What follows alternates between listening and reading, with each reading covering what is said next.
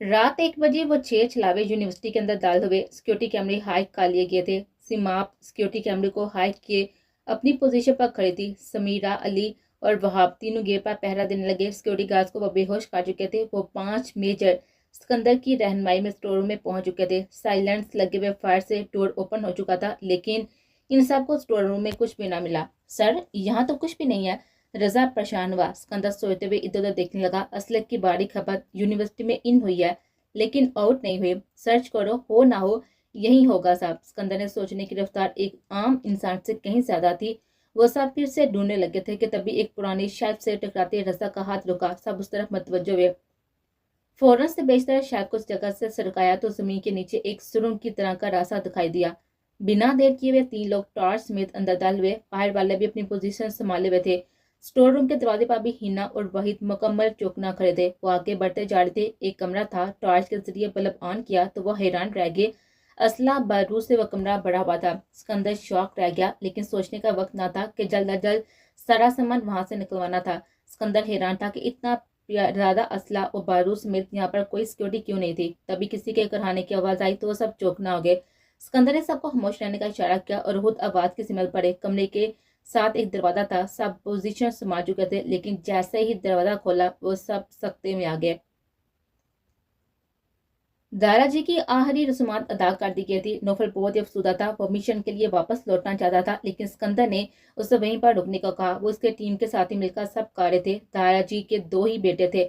बड़े बेटे वकार हुसैन की वफात के बाद दाराजी ने फरवा बेगम उनके 4 साल के बेटे नौफल वकार हुसैन को घर से निकाल दिया था, लेकिन वो भी अपने छोटे बेटे उस्मान हुसैन उनकी बीवी जैनब की बातों में आकर। वक्त गुजरता गया। अल्लाह ने उस्मान हुसैन को बेटी नादिया के बाद औलाद ना दी तो दाराजी को नौफल की याद सताने लगी। वो वक्तन नौफल को बुलाते, उसे मिलते, वापस आने को कहते, लेकिन नौफल कभी ना माना।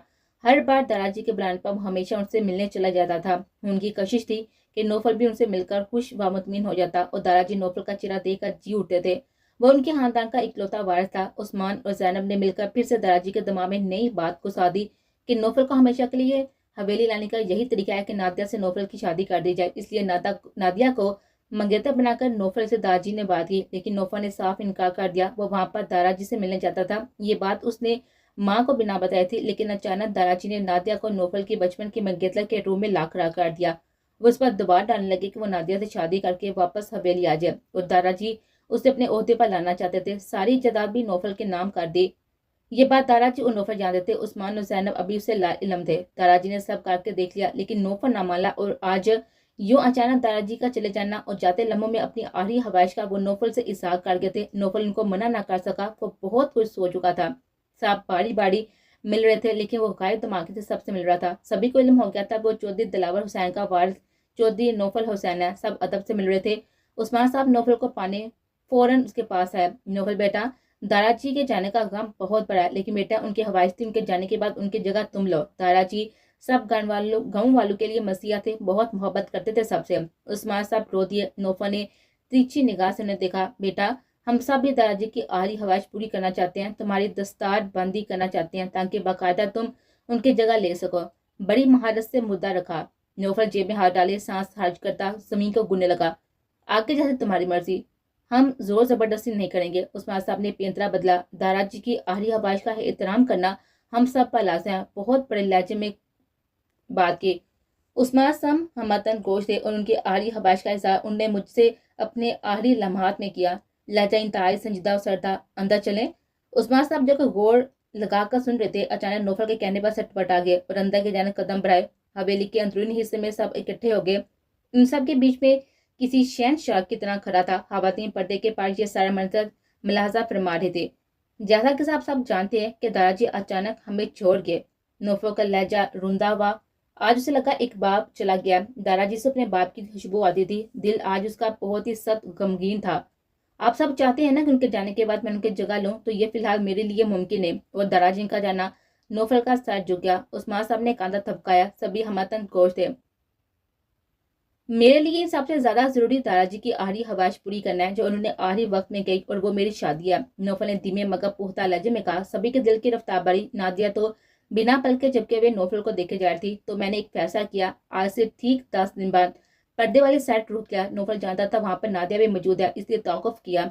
मैं हवेली वापस आऊंगा और शादी करूंगा, लेकिन सिर्फ दादाजी के आरी हवाश का एहतराम करते, साथ ही वजह भी बता दी। अंदर हवातीन सब नादिया को इशारों इशारों में मुबारकबाद और दाद देने लगी। नादिया से मिली हंसी हंसी, नौफल बेटा, दादाजी की हवाश हमारी साइड आंखों पर, तुम जैसा कहोगे वैसा सब होगा। अंकल, सब सादगी से होना चाहिए। अगले जुमे को मैं आऊंगा, आप सब इंतजामात देख लीजिएगा। नौफल ने उस्मान साहब की बात का फौरन से जवाब दिया, जरूर बेटा, जरूर। उस्मान साहब की खुशी का कोई भी ठिकाना न था। कुछ बे इंतहा हुई थे, लेकिन जाहिर ना कर पाते। नौफल खामोशी से वहां से बाहर निकल गया। अब उसे वापस मैंशन जाना था, जिसके बाद फरवा बेगम को सारे मामला से आगाह करके अपना फैसला सुनाना था। इस लम्हे नौफल को मिशा की शिद्दत से याद है। सिकंदर कॉफी का मग लेकर लैपटॉप खोलकर बैठा। अभी वो सारे कामों से फारिग होकर अपने अपार्टमेंट में वापस लौटा था। अभी थोड़ा सा काम किया कि रजा वहां पर आ गया। सलाम करके वहीं पर बर्शमान हुए। सुबह के 4 बज रहे थे। उन्हें तमाम कार्रवाई करते पूरी रात बीत गई थी, लेकिन वो अभी भी परेशान थे। अब कैसे हैं वो? सिकंदर ने लैपटॉप से नजर हटाए बगैर पूछा। रजा उसी सवाल का मुंतजिर था। सर, डॉक्टर ने मुकम्मल चेकअप कर लिया, उन्हें ड्रग्स दी गई है, उनके जिस्म पर इंजेक्शन के निशान आते हैं और बेहोश हैं अभी भी। पर डॉक्टर कह रहे हैं कि जल्द होश आ जाएगा। काफी का मग सर पर रखते गहरी सोच में डूबा और यूनिवर्सिटी की बाकी की रिपोर्ट वहां से दरियाफ्त किया। सर, सब क्लियर है, कोई भी क्लू नहीं छोड़ा। स्टोर रूम का डोर भी रिपेयर हो गया है। Good, everything is clear. Sikandar ने कुर्सी से देख लगाई। ओके, वहां पर सिक्योरिटी गार्ड पर नजर रखो और देखते हैं आज क्या क्या होता है, कौन कौन तरफता है। एक सरूर था जीत का सिकंदर के लहजे में, वहां जा चुका था। अब रजा जरा रिलैक्स हुआ। कुछ सवालात से में गुडमट हो रहे थे। सर, मुझे एक बात समझ नहीं आ रही, कन्ना वहां पर कैसे पहुंचे? उनका इस सब में क्या किरदार? लंबी सांस साज के, कनेक्शन कनेक्शन है उनका आपस में, कहीं कुछ मिसिंग है। दुआ है कि कन्ना साहब को जल्द होश आ जाए, आमीन। रजा कुछ सोते हुए बोला। सर, कन्ना साहब गायब है, लेकिन उनकी बेटी। रजा का सिकंदर की तेज नजर से ब्रेक लगी। मेरा मतलब है सर, कन्ना साहब किडनैप हुए थे, लेकिन यूनिवर्सिटी में उनकी बेटी। उसके तो किसी अंदाज से जाहिर नहीं होता कि वो उदास है या परेशान। सिकंदर की सफाई नजरें अभी भी रजा पर थी। सर, मतलब बाप गायब है और बेटी को परवाह ही नहीं। रजा सिकंदर की नजरों से तदबस का शिकार हुआ। उसका भी पता लग जाएगा, सिकंदर ने पुख्ता यकीन से कहा। लेकिन सर, रजा ने कुछ कहना चाहा कि सिकंदर ने हाथ के इशारे से रोक दिया। लैपटॉप पर ग्रीन लाइट ब्लिंक कर रही थी। सिकंदर ने हेडफोन कान से लगाए। क्यों किया फोन? मैडम की आवाज सिकंदर के समान से टकराई। हाँ हाँ, पता है, सब हो जाएगा। कर दिया है बंदोबस्त। तुम्हारी 9 पुलछड़ियों का टाइम पर डिलीवर हो जाएंगी। मरियम फोन पर बात कर थी। हाँ पता है, 10 का बंदोबस्त करना है, बस एक रह गया, उसका भी आज बंदोबस्त हो जाएगा। शातिर अंदाज में कहा। ठीक है ठीक है, बाय बाय। ठीक है बाय। फोन बंद हो चुका था। मरियम जो कि असाइनमेंट लिख रही थी वहीं पिन बुक के अंदर रखी और बाहर निकल गई। लाइट ऑफ हो गई। उसके अंदर हेडफोन उतारे। क्या हुआ सर? रजा हैरान हुआ। सिकंदर ने सारी रिकॉर्डिंग रजा को सुना दी। रजा के सर पर तो पहाड़ ही गिर गया। उसके अंदर के जज्बे वहीं पर दम तोड़ गए। वो जो कभी शादी ना करने का सोचे बैठा था, मरियम को दिल में एक हवा जागी कि वो भी घर बस आए। उसके दिल में भी मरियम को देखकर मोहब्बत की हवाश ने सर उठाया, लेकिन सब कुछ एक झटके में खत्म हो गया। रजा, फर्ज सबसे पहले पाकिस्तान बाहर में। सिकंदर का वो छोटे भाइयों की तरह अजीज था और कुछ ना कहे भी वह रजा के दिल को जान गया था। Yes sir, I know. मेरे लिए मेरी जिंदगी का मकसद अपने वतन के दुश्मनों को नसीत व नबूद करना है, चाहे फिर सामने कोई भी हो। रजा फौरन संभला। सिकंदर ने स्वाब में साड़ी लाया तो वो उठकर बाहर आ गया। एक आंसू टूट कर गाल फिसला। दिल के रास्ते में कैसी ठोकर मैंने खाई, टूटे हैं सारे अरमान, मायूसी है छाई, हर खुशी हर सू जिंदगी खो गई। मैंने तो प्यार किया, क्यों किस्म में आई तन्हाई, तन्हाई मीलों ही फैली हुई तन्हाई। मेरा मकसद मोहब्बत नहीं, अपने वतन पर शहीद होना है। रजा दिल मजबूत कर चुका था। एक सच्चा फौजी यही तो होता है, अपने फर्ज पर सब कुछ कुर्बान कर देने वाला। सच्चा मुहिब्बुल वतन वतन से वफादारी निभाता है, इसलिए वतन सबसे आगे होता है। और रजा के लिए भी अपना वतन, अपना मुल्क सबसे आगे था। अभियान के ऑफिस जाते ही माही ने खुद को रूम में बंद कर लिया था। आंसू थे कि रुक नहीं रहे थे। दिल बेहद परेशान था। वो प्यार के रास्ते में ना चाहते हुए भी चल पड़े थे, अंजाम की परवाह के बगैर। लेकिन इस मोहब्बत का अंजाम क्या होगा? जब पापा को मेरे यहाँ होने का पता लगा तो वो मेरे साथ साथ इस घर के लोगों को भी। नहीं नहीं, माही ने ज्वेलरी ली और अपनी जगह से खड़ी वो बालकनी में चली गई। मौसम सुबह से ही अबल था, जैसे बिन बरसे जाने वाला नहीं था। बेहतियात नजर आसमां पर उठी। हवा के झोंका माही को पुरस्कून सा करने लगा। वो एक फैसला कर चुकी थी, उसे यहाँ से जाना था। हर हाल में वह इतनी खुशी के लिए इस घर के लोगों की जान नहीं खतरे में डाल सकती थी। आई एम सॉरी अभियान, हमारा मिलना शायद मुमकिन नहीं, बारिश की बूंदें उसको भिगोने लगी। बेख्तियारी हाथ चेहरे पर रखे वो आंखें मूंद के अचानक नजर अपने हाथों पर पड़ी। बारिश से भिगोती जा रही, अपने हाथों की लकीरों में उलझ गई थी वो। निदा यार, कहाँ थी तुम? सुबह से तुम्हें ढूंढ रही हूँ। मरियम निदा को लाइब्रेरी में देखते वहां पर पहुंची। हाँ, वो बस कुछ काम था। निदा ने डाला। क्या हुआ? तुम कुछ परेशान लग रही हो। मरियम ने अंदाजा लगाया। नहीं, ऐसी कोई बात नहीं है। निदा फौरन किताब की तरफ मतवज्जो हुई। चलो आओ कैंटीन चले, पेट में चूहे दौड़े हैं, मरियम ने निदा से कहा तो निदा का दिल लसरा। प्रोफेसर रेहान के अल्फाज दिमाग में गर्दिश करने लगे।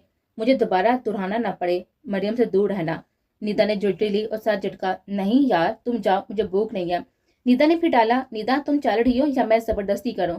मरियम ने मुस्लिम गुस्से से बोला और जबरदस्ती निदा को कैंटीन ले गई। निदा घबराती इधर उधर प्रोफेसर रेहान को खोजती हुई मरियम के साथ कैंटीन पहुंची। सदा शुक्र आज वो कहीं ना थे। आज तुमने क्लास नहीं ली? प्रोफेसर रेहान भी नहीं आए। मरियम के लहजे में उदासी थी। वो समोसों का आर्डर देकर वहां पर बैठी थी। निदा चौंकी।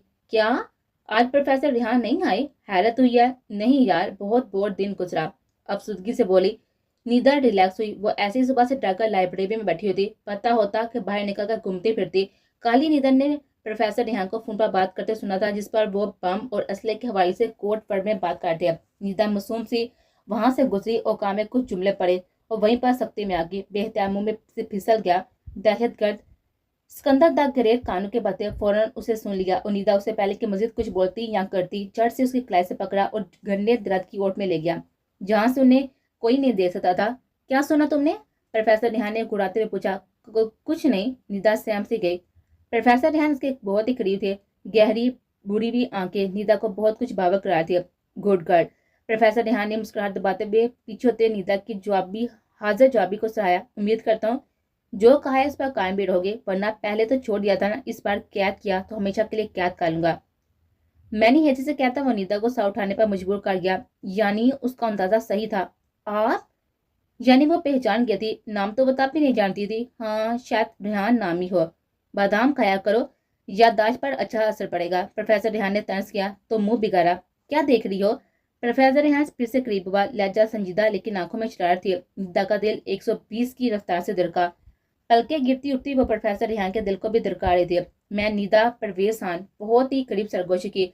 मरियम से दूर रहना। एकदम लहजा संजीदा हुआ। जो वो घबराहट थी यकदम स्वाइन से रेहान को देखा। आंखों में साफ तनबीहात थे। निदा को गुस्सा आ गया। मरियम मेरी दोस्त है, मैं क्यों से दूर हूँ? निदा के हफ्की से कहने पर रेहान मुस्कुराहट दबाता बोला। दो दुश्मन की पहचान है तुम्हें? मजाक उड़ाया। आप मेरा मजाक उड़ा रहे हैं? नाराजगी से बोले। नहीं, समझा रहा हूँ और समझ जाओ तो ज्यादा बेहतर है। मुझे दोबारा दोहराना न पड़े। मरियम से दूर रहना। बहुत करीब होकर वो कान में घुराते हुए सरगोशी करता वहां से जा चुका था और निदा उसके लफ्जों को दोहराती रह गई। ओह हेलो, कहाँ खो गई? मरियम ने निदा को हिलाया तो वो हयालों से बाहर आए। नहीं, कहीं नहीं। निदा ने बात को फिर से डाला। अच्छा यार, आज कोई पीरियड तो है नहीं, चल मेरे साथ करीब मार्केट चलते हैं, कुछ और फिर लेने हैं तुम्हारे साथ। निदा ने चंबे से कहा। हाँ तो क्या?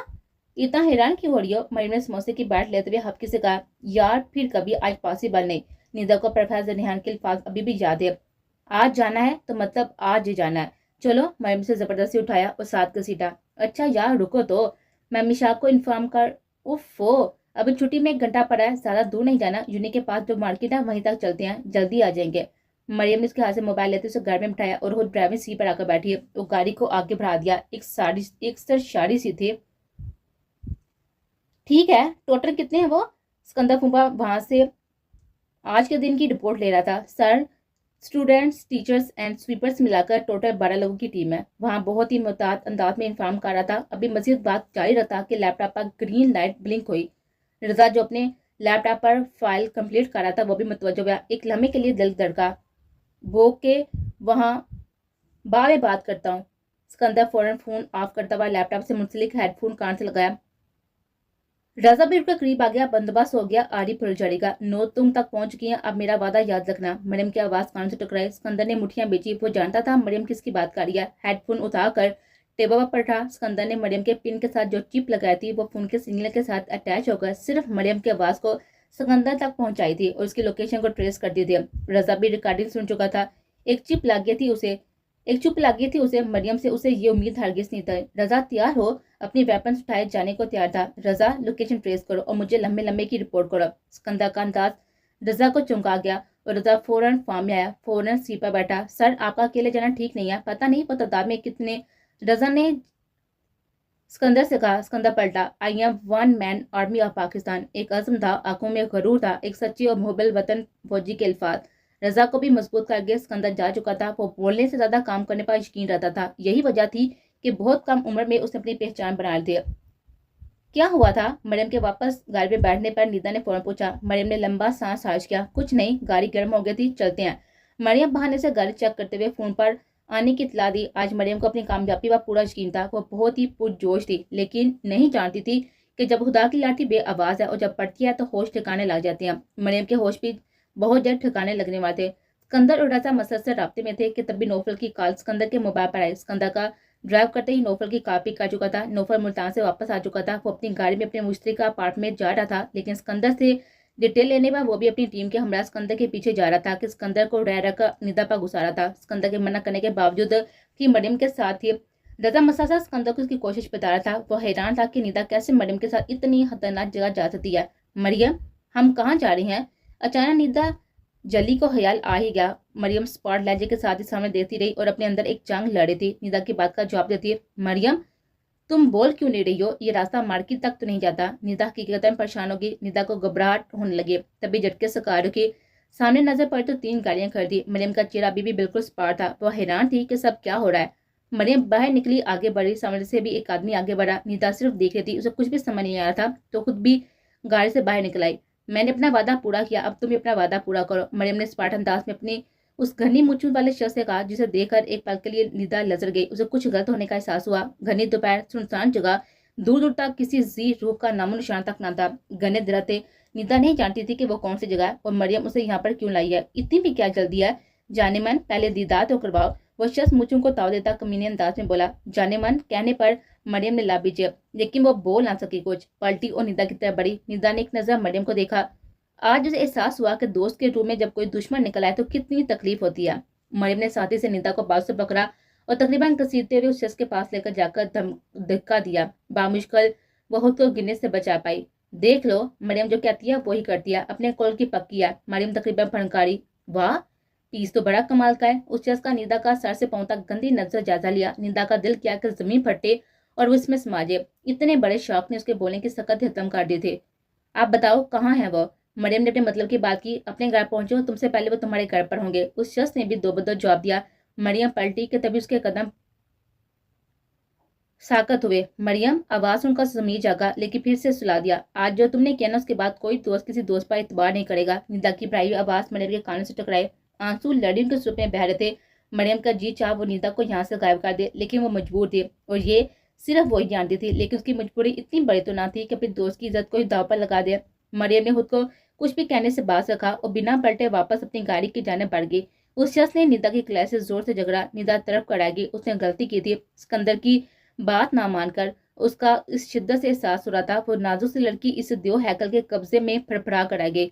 सब उसके आदमी अपनी अपनी गाड़ियों की जाना बढ़े। वो शख्स भी निदा को लिए भी अपनी स्पेशल गाड़ी की जाना बढ़ा। निदा का दिमाग यकदम हरकत में आया। उसने खुद को छुपाने की कोशिश की, लेकिन उस शख्स के काबू से निकलना उसके बस की बात ना थी। गाड़ी के करीब ले जाकर उस शख्स ने निदा को एक जोरदार थप्पड़ मारा। वो गाड़ी के सीट पर जा गिरी। उसके होंठ का किनारा फट गया। ड्राइवरी सीट पर बैठे उस शख्स ने साथी से मुठियां बीची। ओ जेडी, बेहोश कर इस साली को, सारी रात से दिमाग खाएगी। उसने अपने एक आदमी को आवाज देकर कहा। वो पलक झपकते हुए आगे बढ़ा। खबरदार जो मुझे छुआ तो पीछे हटो। निंदा जब रपटाई, लेकिन उसे क्लोरोफॉर्म सुंघाकर बेहोश कर चुका था। ठीक है, अड्डे पर मिलते हैं। निकलो अब सब यहाँ से। उस शख्स ने आटा लगाया और खुद फ्रंट सीट पर आ बैठा और मोबाइल ऑन किया। बस काम हो गया, लड़की हमारे कब्जे में। अब वो मेजर हमारा कुछ नहीं बिगाड़ पाएगा, बेफिक्र रहें। गाड़ी अपनी मंजिल की तरफ रवान दवान थी। नौफल सिकंदर से मिलने वाली इंफॉर्मेशन के मुताबिक इन गाड़ियों के पीछे था और इनका टारगेट उन्हें जिंदा पकड़ना था। 3 गाड़ियों में से एक गाड़ी नजरों से ओझल हो गई थी, वही जिसमें निदा थी। और नौफल ये बात नहीं जानता था। सिकंदर ने सब उसे बताया, लेकिन वो लड़की निदा है ये ना बता सका। और नौफल जानता था कि गायब होने वाली लड़की कहाँ गायब हुई है। गायब होने वाली गाड़ी कहाँ गायब हुई है, उसका टारगेट बाकी की 2 गाड़ियां थी, जिनके ताक़ब में वो जल्द उन तक पहुंच चुका था। उनकी मुज़ाहमत पर अपना इंतफाक करते वो 12 लोगों में से 4 को वो मार गिरा चुके थे, जबकि 8 को वो कब्जे में ले चुके थे। ये तुम कहाँ जा रही हो? उस शख्स ने मोबाइल से नजर हटाते हुए रास्ते की जानब देखा और हैरान हुआ। वो परेशान हुआ था। ड्राइवर की तरफ से कोई भी जवाब न आया, बल्कि स्पीड मजीद बढ़ गई थी। उस शख्स ने रूह फेंक कर ड्राइवर को देखा तो बुढ़ता से चौंका। कौन हो तुम? घबराए हुए पूछा, जबकि सिकंदर ने एक कहर की नजर उस पर डाली तो वो बुरी से कांपा। सिकंदर को वो जान गया था कि उसका ड्राइवर नहीं, कोई इंटेलिजेंस का ही बंदा है। उन्हें रिपोर्ट मिली हुई थी कि वो शक के दायरे में है और वो नजर में आ चुके थे। तो तुम, वो शख्स हवास बहाता हुआ वो सिकंदर को पहचान गया था, लेकिन वो यहाँ कैसे पहुंचा वो ये ना समझ सका। गाड़ी रोको, उस शख्स ने होश में वापस आते हुए कहा। सिकंदर ने स्पीड और तेज की और यही वो गलती कर गया। उस शख्स ने पिस्टल सिकंदर की तरफ की, जिसे सिकंदर ने एक ही हाथ से उसकी कलाई पकड़कर मरोड़ दिया और वो दर्द से तड़प गया। मोबाइल छूटकर नीचे गिरा। वो गुन्नी मुछ वाला शख्स जान गया था कि सिकंदर से बचना मुमकिन नहीं, इसलिए वो फैसला कर चुका था कि उसे क्या करना है। मुड़ी हुई कलाई थामे वो सिकंदर के जाना मुड़ा और दर्द बर्दाश्त करते मुस्कुराते बोला, मेजर तुम्हें क्या लगा तुम जीत जाओगे? तर्स था। सिकंदर ने गुस्सेली नजर से उसको देखा। वो अभी मुस्कुरा रहा था। हाथ बढ़ाकर एक बटन प्रेस किया और बेताचा हंसने लगा। ये लड़की मलक साहब तक ना पहुंची तो वो खुद पहुंच जाएंगे, वो शख्स जैसे ख्याल में हंसते हुए बोला। बकवास बंद करो। और गुस्से से सिकंदर ने कहते हुए ब्रेक लगाई, लेकिन ब्रेक ना लगी। बार बार कोशिश की लेकिन ब्रेक ना लगी। ना ना मेजर साहब, ना स्पीड कम की तो गाड़ी के साथ साथ खुद भी उड़ जाएगा। सिकंदर को स्पीड कम करता हुआ देखकर वह फौरन बोला, तुम यहाँ तो पहुंच गए लेकिन वापस नहीं जा पाओगे। सिकंदर ने दिमाग को पुरस्कून किया। वो होश हवास खोने वालों में से नहीं था, हालात को अपने रूह मोड़ने वालों में से था। अब भी हालात उसके खिलाफ थे। वो दिमाग पर लाइले अहमद जताने लगा, ठीक है तो फिर एक साथ मरेंगे। सिकंदर ने भी एक आंख विंक करते शख्स से कहा। वो सवालिया नजर सिकंदर को देखने लगा जो गाड़ी की स्पीड कम किए जा रहा था। वो शख्स घबरा गया। नहीं मेजर, स्पीड बढ़ाओ। वो डर गया। सिकंदर पुरस्कून हो गया था अब, क्योंकि वो सामने वाले के दिमाग से खेलने का हुनर रखता था। उस शख्स ने मोबाइल ढूंढना चाहा लेकिन मिला नहीं। देखो मेजर, तुम गलत कर रहे हो, खुद तुम मरोगे। वो लड़की जो पीछे बेहोश पड़ी है वो भी जान से जाएगी। परवाह नहीं। सिकंदर अब भी पुरस्कून था। वो शख्स जज्बस का शिकार हुआ। जड़ से एक बटन दबाया, फ्रंट सीट का डोर ओपन हुआ। अलविदा मेजर। वह शख्स इतना क्या कहीं कूद गया था। मेजर लब बीच कर आ गया था। स्पीड दोबारा बढ़ा दी। सिकंदर इतना जानता था कि वो गाड़ी से कूदने के बाद वो जिंदा बचे या ना बचे, नौफल से नहीं बचेगा। तभी ब्लूटूथ से आवाज उभरी, कहाँ हो सिकंदर? नौफल की परेशान आवाज आई, बहुत मजे में, टू मच एंजॉय। सिकंदर जिसने कभी मजाक ना किया था, इस वक्त उसे नौफल के पास से उसे आग लगा गई। टारगेट क्लियर है। 9 लड़कियों को बाजियाब करवाया, उसमें से 3 की हालत तशवीशनाक है। हॉस्पिटल पहुंचा दिया गया। नौफल उसे ब्रीफिंग देने लगा। गुड। सिकंदर गाड़ी की स्पीड को अब कंट्रोल नहीं कर पा रहा था। वो एक स्पीड पर ताकत हो गई थी। अजीब गाड़ी का अजीब सिस्टम था जिस सिकंदर के पास समझने का वक्त नहीं था। कॉल ड्रॉप हो गए थे। सिकंदर हेलो हेलो करता रह गया था। इतने में निदा को होश आया। सैगो थामे बुट बैठी, आंखों के आगे अभी भी धुंधलापन था। थोड़ी देर तक वो हवास काबू करने में लगी, लेकिन गाड़ी के लगते ही मसासा झटकू ने उसके होश ठिकाने लगा दिया। इर्द गिर्द देखते ही वो ड्राइविंग सीट पर बैठे हुए शख्स को देखकर वो घबरा गए। सर रेहान आ। निदा घबराए भी सिकंदर ने एक नजर निदा पर डाली जिसमें बेताजा गुस्सा था। निदा को चिड़िया जैसा दिल जोर से धड़का। सिकंदर इस गाड़ी को रोकने के तमाम जतन कर चुका था लेकिन नाकाम रहा। तो प्लीज सर, गाड़ी रोके। निदा बामुश्किल बोल पाई। उसे समझ नहीं आया था कि क्या बोले। प्लीज गाड़ी रोके। निदा तकरीबन चलाई। बकवास बंद करो, आवाज ना आए अब। सिकंदर ने उसे गुस्से से लब पीछे दाटते हुए कहा था। वो सांस सहम गई थी और पीछे सीट पर दबा गई। हेलो बडी, आवाज आ रही है मेरी? ब्लूटूथ से नौफल से फिर से राब्ता जोड़ा। सिकंदर लोकेशन नार करो। नौफल के वापस उसने फौरन अमल किया, लेकिन कॉल फिर से कट गई। वो इलाका खतरनाक था जहाँ वो इस वक्त गाड़ी भगा कर लिए जा रहा था। वो सिर्फ स्टीयरिंग को मूव करता था, उससे ज्यादा वो बेबस था। Everything is under control. Raza ने हेडफोन पर सर पर रखा। अब वो अगले स्टेप के लिए जा चुका था जहाँ उसके सच्चे मुहब्बल वतन होने की आजमाइश थी। तो बहुत बड़े 30 महान हस्ती है ना ये आफ्ताब अली शाह। अभियान ने फाइल को आफ्ताब अली शाह के बारे में सारी इंफॉर्मेशन इकट्ठी करने को कहा था और जो बातें उसने बताई अभियान को वो पर्सनैलिटी इंटरेस्टिंग लगी। सर, उन्होंने आपके फोन का डाटा भी निकलवा लिया है और बहुत जल्द आप तक पहुंच जाएगा, फाइक ने मजीद बताया। इतने बेताब हैं सुसर जी, तो फाइक एक मुलाकात रखवाई दो उनके साथ हमारी। सुसर, आर यू सीरियस? फाइक हैरान हुआ। Yes dam serious. अभियान ने लैपटॉप ओपन किया। सर, वो बहुत खतरनाक लोग है, फाइक ने वार्न किया। मुझसे भी ज्यादा? एक आंख विंक करते पूछा तो फाइक मुस्कुरा दिया, क्योंकि वो जानता था अभियान जो दिखता है वो है नहीं और जो है वो कम ही दिखता है। फाइक जा चुका था। अभियान सिर की साथ टेक लगाए हुए वो गहरी सोच में चला गया। ये बात तो तय मिसिस माहिर अभियान खान, मेरी मोहब्बत की कैसे तुम निकल नहीं सकती? अब तुम जरूरी हो इस तरह जैसे धड़कन जरूरी है दिल के लिए, सांसें जरूरी हैं जीने के लिए, तुम जरूरी हो मेरे इश्क के लिए, मेरे कल्ब इश्क हो तुम, जो जरूर मुकम्मल होगा। ये इश्क नहीं आसान, एक आग का दरिया है, तुझे मिलकर जाना है, जीने का तू जरिया है। बहुत बहुत मुबारक हो जान, आखिरकार तुम्हें तुम्हारी मोहब्बत मिलने वाली है, उस हवेली की मालकन बनने वाली हो। नादिया की हालाजाद बरीरा ने नादिया को छेड़ा। नादिया ने एक शर्मीली सी मुस्कुराहट दी। आखिरकार वाकई वो नौफल को पा लेगी। अंदर तक सरशारी ली हुई थी वो इस बात से, मत उड़ो हवाओं में, गिरेगी मुंह के बाल। आवाज कान से टकराते एक लम्हे में नादिया के लब सुकड़े। वो उसके दाराजी की मुंह बोली बहन सुबैदा थी, जिसका दिमाग के तवाज़ुन कभी कभार काम ना करता था। सभी उसे साईं जी कहा करते थे। वो दाराजी की वजह से उसकी इज्जत भी करते थे, लेकिन नादिया की उनकी बात सत नागवार घुसी। बकवास बंद करो। नादिया ने उसके करीब जाकर उसे खाना खाते गुस्से से उसको उठाया। हा, वह पागलों की तरह हंस से जा रहे थे, क्योंकि साईं जी जो बोलती हैं वो सच हो जाता है। दादाजी के साथ तुम भी यहाँ से निकल जाओ तो तुम्हारे लिए अच्छा है। नादिया नफरत से सुबादा बुरी को दिखा दिया। वह जमीन पर ऊंधे मुंह जा गिरी। मुंह पर चोट लगने से नाक से खून बह निकला था। सुबैदा घबरा गई और डरती लड़खड़ाती अंदर की जाना भागी। नादिया का गुस्सा किसी तौर पर कम न हो रहा था। नादिया वो बूढ़ी हैं, उन्हें चोट, जस्ट शट अप। नादिया ने बरीरा को डांट दिया। बरीरा खामोशी से अंदर की जाना बढ़ गई, जबकि नादिया बेसुकून हो गई थी। कहीं ना कहीं वो भी साईं जी की बातों से डर गई थी अंदर से और परेशान हो गए। दरवाजा खुले जैसे ही वो अंदर डाली वो ठटकी। वेलकम वेलकम, बहुत ही देर कर दी, मेहरबान आते आते। सामने पॉकेट में हाथ डाले खड़े रजा को देखकर मरियम का रंग फाक हुआ। फोन से बेशतर वापसी के लिए मुड़ी, पर रजा ने उसे पीछे से दबोच लिया। उसकी कमर को सीने से लगाए रजा के अंदर एक अलावा दहक रहा था।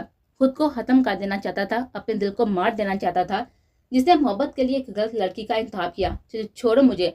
मरियम बिन पानी की मछली की तरह तड़प गई। क्यों क्यों किया तुमने ऐसा? रजा जुनूनी सा हो गया। क्या? और छोड़ो मुझे। मरियम के लम्हे को सैम से गई, लेकिन दूसरे लम्हे खुद को संभाल लिया। तुम अच्छी तरह जानती हो मैं क्या कह रही हूँ। रजा ने झटके से उसका रूह अपनी तरफ मोड़ा, उसके मुंह को हाथों में जकड़ा। पकड़ में इतनी साथी थी कि मरियम से दर्द सहा ना गया और रजा को जोर से दिखा दिया। रजा ने उसके मुंह से हाथ उठाया, उसे दीवार के साथ पिन किया। इस लम्हे रजा को खुद भी होश ना रहा था कि वो क्या कर रहा है। पागल हो गई हो क्या तुम? छोड़ो मुझे। मरियम ने पूरा जोर लगाकर उसे हटाना चाहा, लेकिन नाकाम रही। पागल मिस मरियम, अब जब तुम जेल के सलाखों के पीछे जाओगी ना तो पागलपन क्या होता है तब अच्छे से समझ आएगा। रजा की बात सुनकर मरियम हक्का दक रह गई थी। बेयकीनी से रजा को देखने लगी। उसका मतलब था वह पकड़ी जा चुकी थी।